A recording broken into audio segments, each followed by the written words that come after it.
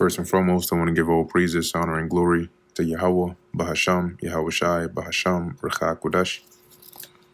Double honors to the elders and the apostles of Great Millstone, and peace and blessings to the elect. And today we're going to go into the book of Acts, the 18th chapter. And pretty much where we're at with it, you have Paul, which is still on his second missionary journey. If we take a look here at this nice map, following the Troy, if we look more to the west, right, in the area of Greece, Paul is now in Acts 18 making his way to Corinth, right, as we're about to read. So from Athens over there to Corinth. So it says here, after these things, Paul departed from Athens and came to Corinth, and found a certain Jew named Aquila, born in Pontus. Now Pontus, when you go back here, if you look all the way to the east, or the right side of this picture, or the top right corner, that's that region there of Pontus. Okay, so that was a long way to end up over there in Corinth. But anyway, it says here, he meets this Jew named Aquila, born in Pontus, lately come from Italy with his wife Priscilla, because that Claudius had commanded all Jews to depart from Rome, and came on to them. So Paul ends up, running into these Jews that were expelled, or part of the Jews that were expelled from Rome during the time of Claudius. And he comes on to them. And if you look this up here, right, Claudius's expulsion of the Jews from Rome, they tell you that there's a lot of different authors that wrote about this as well. And they say that this wasn't the first time that Jews were expelled or kicked out of Rome. But reading an account here, I'm just going to read this short part of by Suetonius. It says here, a brief statement in Divis Claudius 25 mentions agitations by the Jews, which led Claudius, the Roman emperor, which from about 41 to 54 AD, to expel them from Rome. Since the Jews constantly made disturbances at the instigation of Chrestus, he, the Emperor Claudius, expelled them from Rome. And Chrestus here was the way they referred to Yahweh Shai. So you can read more about it if you're interested, but the account is there. It's recorded in secular history as well. So that's how Aquila and his wife Priscilla end up over there in Achaia, which is the region where you had Athens and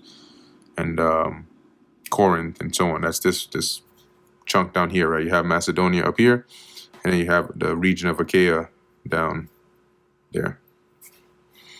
And because he was of the same craft, he abode with them and wrought. For by their occupation they were tent makers. So Paul was also a tent maker. He had that in common with them. So he ended up staying with them, and they worked.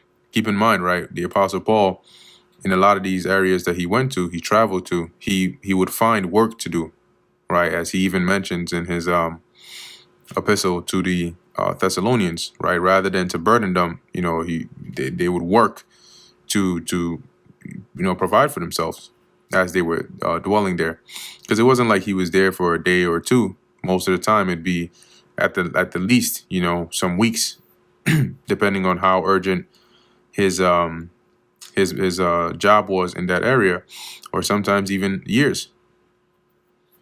Verse 4, and he reasoned in the synagogue every Sabbath, and persuaded the Jews and the Greeks. All right, and the Jews being the Israelites that were in that region that knew they were Israelites, right? They would go to the synagogue, they would follow the laws, they knew the customs and so on. And would go to Jerusalem as well to keep the holy days. And then the Greeks were Israelites, which weren't raised in the customs of Israel, right? And were thought of by themselves and also by the Jews as being of another nation, right? Being practicing the Greek customs, but through the preaching of Yahweh Shai, they were brought back to the fold. having now being taught the realization of who they actually were, but more importantly, above that, salvation through the faith in Yahushua. And when Silas and Timotheus were come from Macedonia, Paul was pressed in the spirit and testified to the Jews that Yahushua was the anointed. So when we go back and look here, so far what has happened is we know when Paul and company made it to Philippi. This is Paul, Silas, Timothy. When they made it to Philippi, he rebukes that demon off of the maiden, the demon that she was using to divine and bring her masters a lot of riches. The masters get upset. They send Paul to the magistrates. Paul and Silas are beat and thrown in prison. Right at that point, they convert one of the guard of the prison. Eventually, they're released. They go from there. They travel all the way. Eventually, they make it to Thessalonica. They stay there for about 3 weeks. Right? They teach. You have a lot of Israelites there that believe. So the community forms. The church is growing, but they have to leave prematurely because the Jews that were there, the unbelieving ones, stirred up the city against them, right? So they had to basically leave from there. So while in Berea, they're teaching over there, those wicked Jews from Thessalonica follow them to Berea, come and stir them up over there. And then Paul is escorted out of there all the way to Athens. Silas and Timothy stay behind. And during that time, while Paul is at Athens and makes his way to Corinth, before Silas and Timothy come back to him, Timothy is sent back to Thessalonica to go there, to check up on them, to confirm their faith, right, and to build them up some more. And afterwards, he brings the good report of them and how they're doing to Paul, right? So when we're reading here in Acts 18, and it says here that when Silas and Timotheus were come from Macedonia, right, that's what they were doing there. And Timothy brought word again to Paul about how those that were in Thessalonica were doing, in the faith and their good works and so on. And so it is during Paul's time here, while he is on his second missionary journey, he's at Corinth, that he writes those letters of 1st and 2nd Thessalonians to the brethren and the believers in Thessalonica. So back in Acts 18:5, right, when they were come to him, his spirit was pressed. He was pressed in the spirit. So having gone back and forth with those that were there, his spirit eventually got to the point where he couldn't just stay there without preaching and testifying the truth of Yahushua. So he ends up doing that. And when they opposed themselves and blasphemed, so they rejected it, they insulted him, they blasphemed, he shook his raiment and said unto them, your blood be upon your own heads. What that means is you will be guilty for your own deaths or your own destruction due to your unbelief. I am clean. From henceforth, I will go on to the Gentiles. So he's saying here, I'm not responsible for whatever happens to you because I've done my job. If you didn't know and I didn't do my job in teaching it to you, then I would incur guilt. But now you know, and you have consciously rejected it. So that's on you. From henceforth, I'm going to go on to the Gentiles. These are Israelites that didn't know they were Israelites, but a lot of them believed. So Paul said, I'm going to focus on them because a lot of you are caught up in the ways of, the you could say the Pharisaic doctrine, and you're stuck in that. And a lot of them didn't want to, a lot of them of the circumcision, their eyes were not open to believe. But that was also to fulfill prophecy. The Lord said he would provoke them, just as Israel, back in the Old Testament, just as Israel provoked the Lord to wrath by those that are no gods, he said he would provoke them by those that are not a nation or that are not a people. That was referring to these Israelites that would lose knowledge of their heritage and would, over different generations, practice the customs of the heathen nations they were around. So they would be considered like a no people, but they are the ones who the Lord would provoke the circumcision to jealousy with. And that's why the Lord had it to where a good amount of Israelites that were of the circumcision did not believe. And instead, a lot more that were not of the circumcision believed. And a lot of these evil works that the Jews that didn't believe did against Paul and the rest of the believers was out of envy because of those that were, quote, Gentiles, right? Israelites in a Gentile state of mind, newly coming in, because of a lot of them believing. These Jews here, out of envy, did these things onto the preachers. They persecuted the preachers of Yahushua. Verse 8, and he departed thence and entered into a certain man's house named Justus, one that worshipped God, whose house was joined hard to the synagogue, meaning he was right like next door to the synagogue. And Crispus, the chief ruler of the synagogue, believed on the Lord with all his household, or his house. And many of the Corinthians, hearing, believed and were baptized. And these that believed and were baptized were Israelites, a lot of them not knowing they were Israelites, but they had that faith in them because they were preordained from the foundation of the world to believe anyway. See, a lot of these Israelites that were being called Gentiles, had they not suffered the Hellenization, were they not forced out of their land and whatever situations befell them, they would have been, in this time, Israelites that knew they were Israelites. Okay? But it says here, a lot of them believed, they were baptized. Then spake the Lord to Paul in the night by a vision. Be not afraid, but speak, and hold not thy peace. For I am with thee. Holding your peace means to be silent. So the Lord was encouraging Paul, continue speaking, continue teaching, and don't be afraid. For I am with thee, and no man shall set on thee to hurt thee. For I have much people in the city. See, so I got your back. Nobody's going to be able to harm you. But there are a lot of my sheep that are in the city that need to hear this word. So continue to preach. And he continued there 1 year and 6 months, teaching the word of God among them. And I believe at this point, this is somewhere around 50, around 50 to 52 or so AD, within that time period. So he's amongst them. And when Gallio was the deputy of Achaia, once again, Achaia being this bottom region right here, and the deputy meaning he was, it's one of the offices of the Romans. I believe here he was either a consul or a proconsul. But let's look it up here. So let's look up first, who is Gallio? Historically, I believe he is known as the brother of Seneca, the philosopher. Yep, tells us right here. So Junius Annaeus Gallio, or Gallio, the Roman proconsul of Achaia. Now, a proconsul is one in the high office.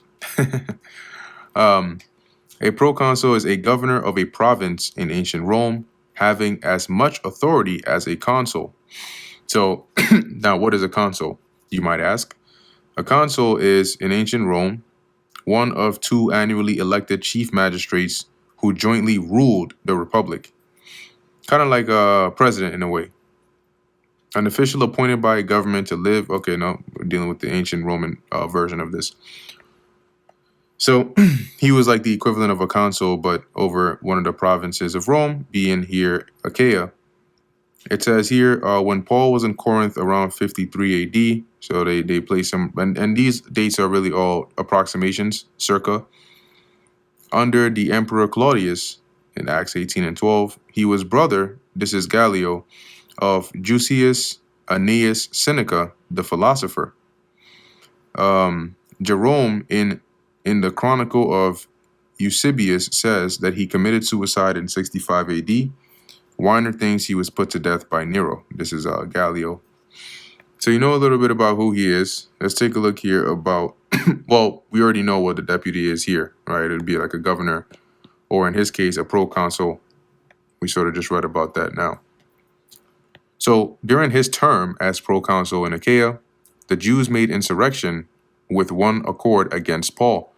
So they joined and they all basically started to speak against Paul and caused this not a riot per se, but like disruption in the city concerning Paul, and brought him to the judgment seat. And the judgment seat would be in their area, the kind of like their equivalent of Mars Hill or Marshall Peak that the Athenians had. So they brought him there. There you would have the seat. The magistrate would sit there. He would hear the cause. If there was an announcement made, it would be made there.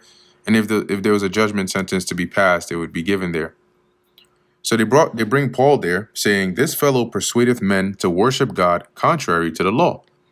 And they were basically saying that in him preaching Yahushua and the resurrection of Yahushua and these things, they were trying to push the case that Paul was trying to influence people to worship God other than how their laws required them to. Right? Like that salvation is not going to be through circumcision. And meanwhile, like if you go into the law, right, it's in there. So these are things that they were angry about.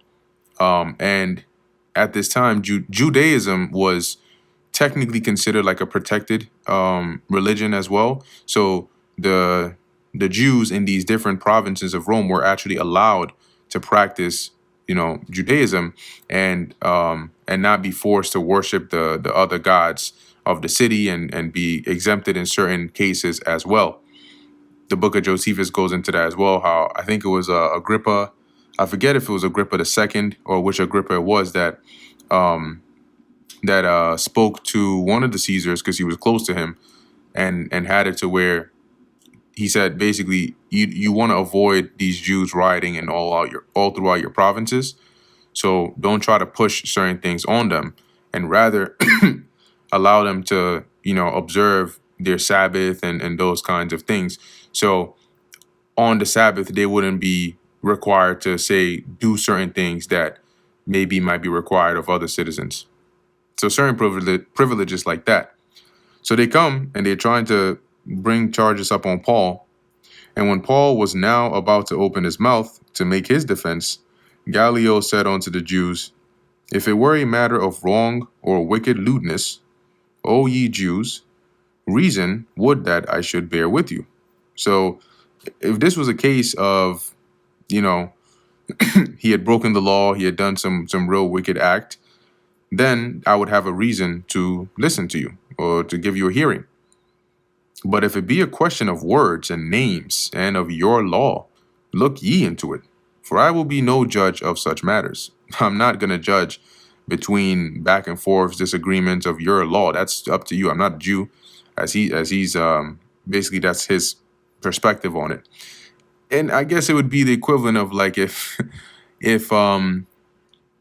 let's say in Israel today in the ministry you have different groups that teach different things, and some teach the mark of the beast as something, many different things, right? Sin in all its various ways.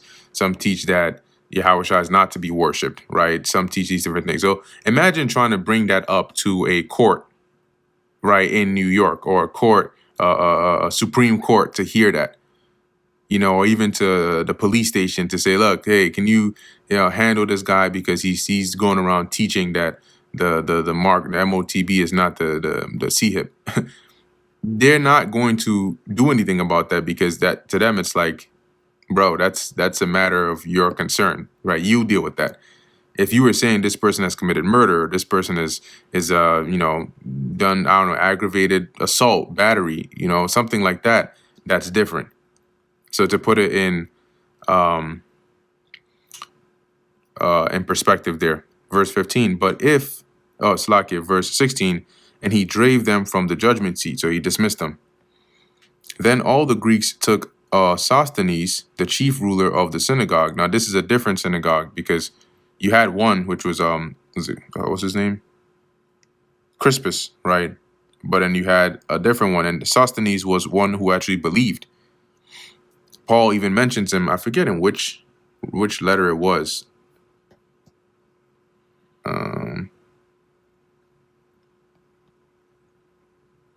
First Corinthians. Yep. Because I mean, they are in Corinth.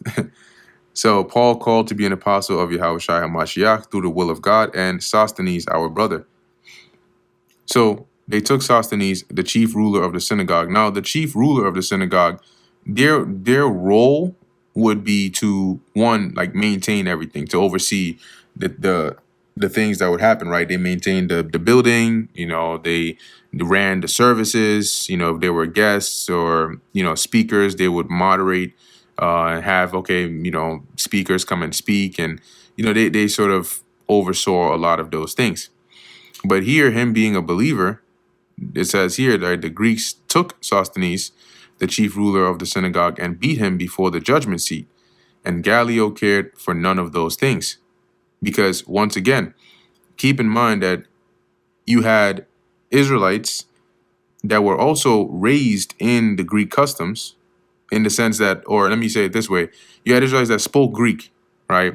And they were living in these different areas, but some of them already knew they were Israelites, even though they couldn't speak Hebrew.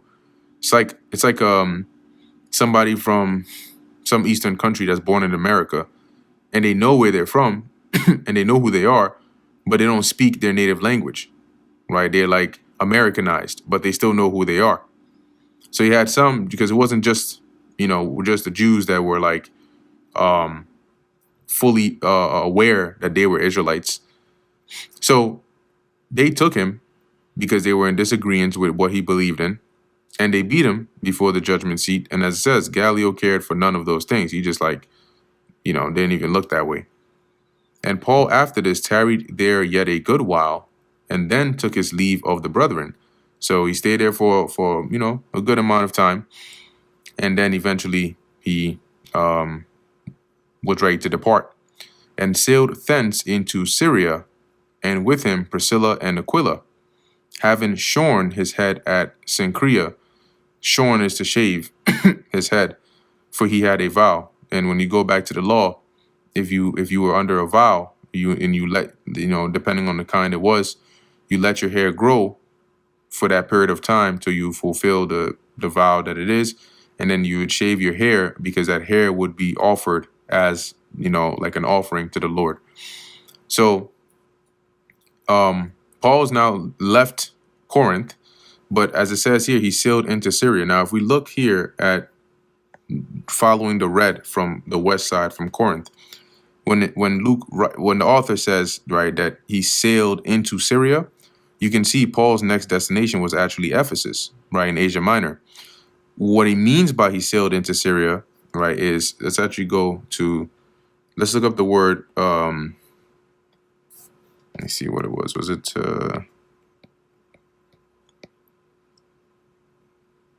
into? So you see here it says into, onto, to, towards, because his destination, his ultimate destination, was going to be Syria. So he sailed toward Syria, but he was going to make some stops before there. All right, and that's why you see the next stop he made, as we go into verse 19, was Ephesus. And he came to Ephesus and left them there, that is Priscilla and Aquila. But he himself entered into the synagogue and reasoned with the Jews. And when it says reasoned there, he was basically like blanking on a word to use here, but to go in and talk with them, right, concerning the scriptures. So let's go into that word there. To think different things with one's mind, to mingle thought with thought, right? That's having your discussions, conversing, discourse, sometimes arguments, disputes. It's like when an Israelite, a modern day Israelite, who knows the scriptures, meets a Christian, and you start talking about the Bible. That's an example of it, right? They're gonna say something and say, "Well, actually, this is what it says," and you're gonna go to this precept. Then they're gonna say, "Well, but what about this verse?" And then you're gonna go, that kind of thing. It says here, when they desired him to tarry longer with them, he consented not, but bade them farewell, saying, "I must by all means keep this feast that cometh in Jerusalem. But I will return again unto you, if God will, and he sailed from Ephesus. So at this time, he was likely going to keep one of the holy days that required him to be at Jerusalem. And so he stayed at Ephesus for a short period of time. He left Priscilla and Aquila over there. He taught some of them over there. And so you would know that eventually you would have a church of Ephesus, right? And you would have brethren or believers over there that would believe or had believed based on Paul's teachings.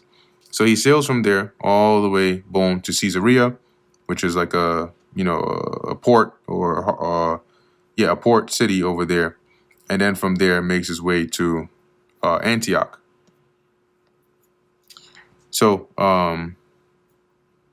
where are we at? But if you look at the trail here, it shows he first goes to Jerusalem because that's where he went to keep that feast, and then he made his way to Antioch.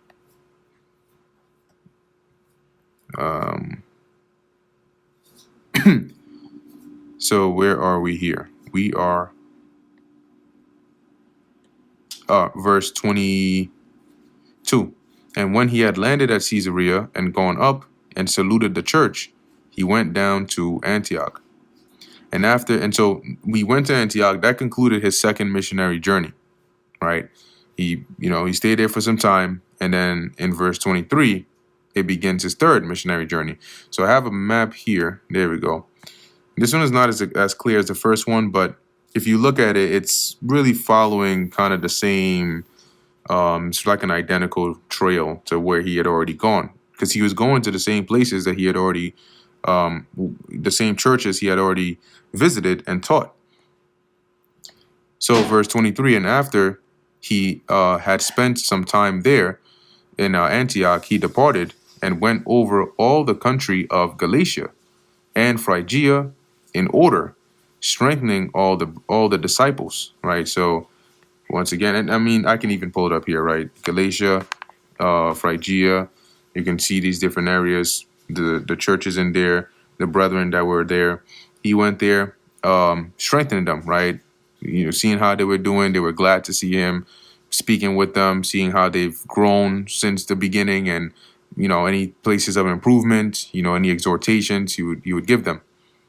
Verse 24, and a certain Jew named Apollos, born at Alexandria, an eloquent man. So he was a good speaker. And Alexandria is in Egypt. And mighty in the scriptures, came to Ephesus. So he knew, right? He knew the scriptures. He was a good speaker. So he makes his way to Ephesus. And remember that Paul had left Priscilla and Aquila at Ephesus. So it says, this man was instructed in the way of the Lord, and being fervent in the spirit, he spake and taught diligently the things of the Lord, knowing only the baptism of John.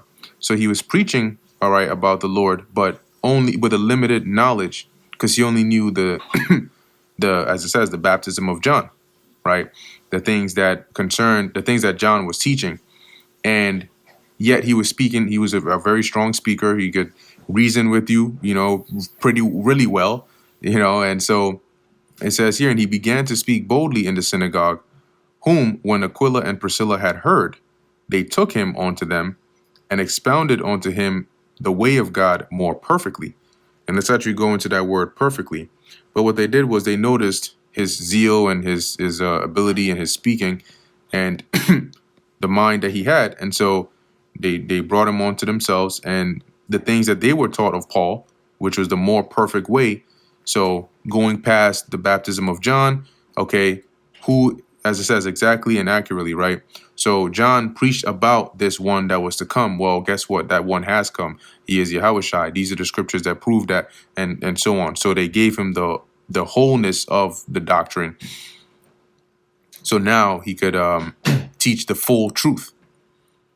And when he was disposed to pass into Achaia, so the Spirit was on him to want to go through Achaia or go to Achaia, where you had the brethren at Athens, the believers that were there, and in Corinth, the brethren wrote, exhorting the disciples to receive him, to welcome him, who, when he was come, helped them much, which had believed through grace, because he was a good speaker, he knew the scriptures, and now he had been taught the fullness of it.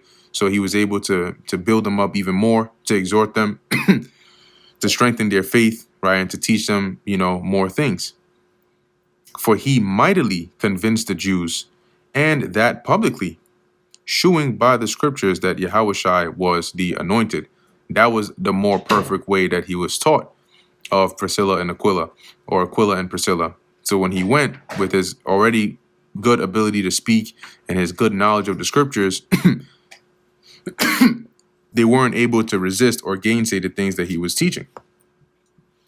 And that brings us to the end of the book of Acts, the 18th chapter. Lord willing, that was edifying to the elect.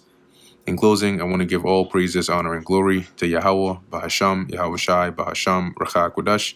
Until next time, Shalom.